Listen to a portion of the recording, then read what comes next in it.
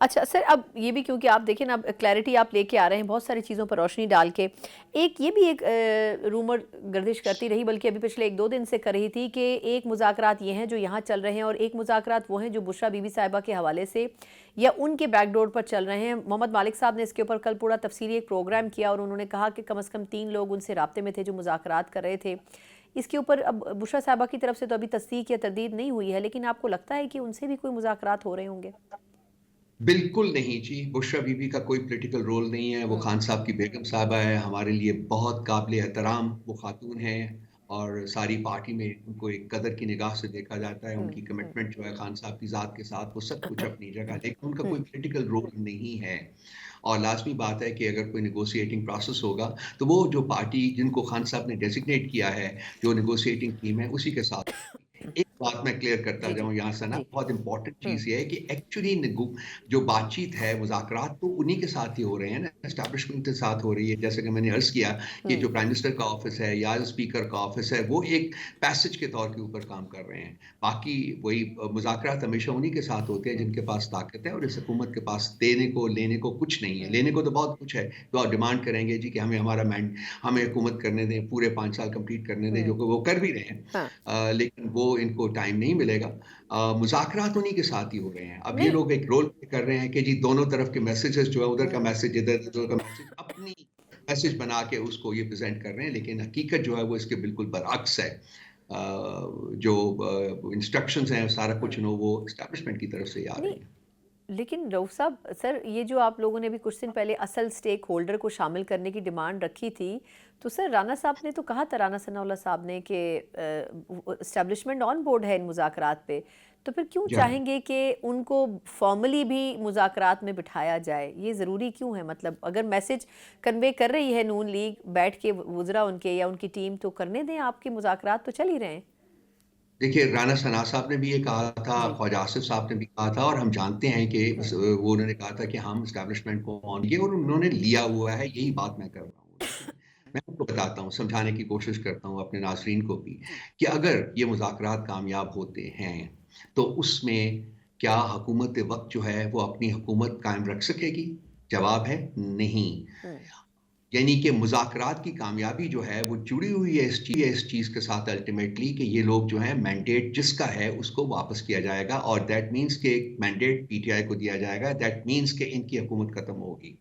तो कौन हुँ, पागल है जो कि अपनी हुकूमत खत्म करने हुँ, के लिए मुज़ाकरात कामयाब करेगा? सो हमारा फेयर हुँ, ये है and this is my thesis कि ये है कि ये लोग जो हैं ये मुज़ाकरात को कामयाबी की तरफ ले जाने की बजाय मुज़ाकरात को नाकामी की तरफ ले जाने की कोशिश करेंगे और जो ये करते रहे हैं, जो इन्होंने हुँ, पिछले 15-20 दिनों में जब से हमारा राब्ता हुआ है, यही है।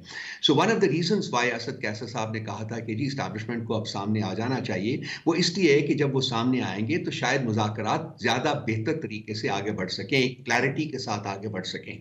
तो बहरसूरत ये तो हम फ़ोर्स नहीं कर सकते, लेकिन मेरा जो है और ये हमारी पार्टी में सबका कंसेंसस यही है कि इस हुकूमत का जो इंटरेस्ट है, वो मुज़ाकरात की कामयाबी के साथ नहीं है, बल्कि मुज़ाकरात की नाकामी के साथ जुड़ा हुआ है। सर बस ये दिलचस्प एक एलिमेंट है जो आपने जिसके ऊपर रोशनी डाली है। अच्छा, आखिरी सवाल मैं ये करना चाहूँगी कि पता नहीं, मतलब बाकी फैक्टर्स या एलिमेंट्स ऐसे नहीं है जिनकी ऑडियो लीक्स, वीडियो लीक्स या चैट्स आती हों, लेकिन पाकिस्तान तहरीक इंसाफ के साथ एक खुसूसी आशीर्वाद है कि इनकी चीज़ें बाहर आती हैं। कल अलीमा खान साहिबा की कोई मुबैना चैट जो है वो मंजर आम पर आई, और ऑब्वियसली क्योंकि वो ऑथेंटिक नहीं है, अभी तक उसके ऊपर राय नहीं दी जा सकती कि सही है या गलत है।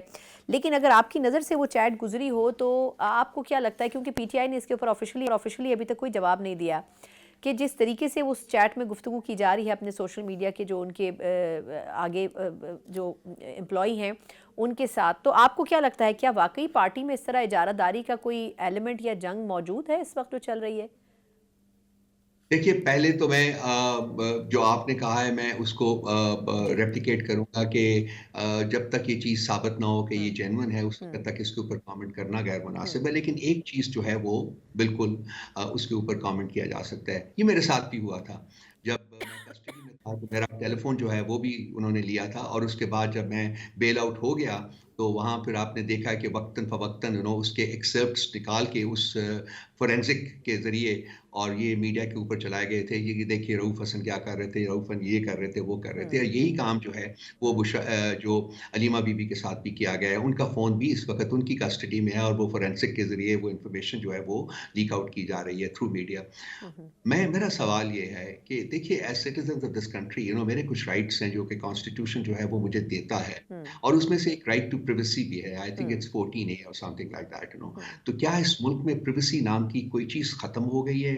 हर कोई बंदा जो है उसको आप बरसरे बाज़ार जो है वो नंगा करने की कोशिश करते हैं, उनकी जो ज़ाती गुफ्तगू है उसको भी आप बयाँ करते हैं।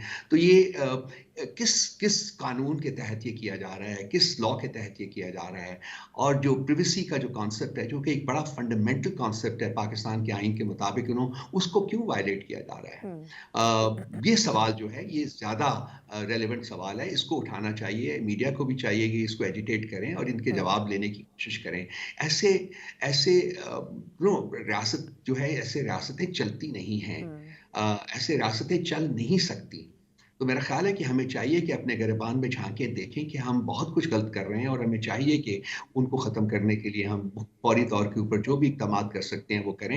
इम्पोर्टेंट चीज़ ये नहीं है कि कि अलीमा बीबी ने क्या कहा है इम्पोर्टेंट चीज़ ये है कि इस तरीके से उनकी एक प्राइवेट कन्वर्सेशन को बरसरे बाज़ार लाना जो है वो एक इंतहाई गैर मुनासिब बात है, इल्लीगल है, अनकॉन्स्टिट्यूशनल है। That is something which is condemnable. बिल्कुल ठीक। बहुत-बहुत शुक्रिया। बहुत-बहुत शुक्रिया हमारे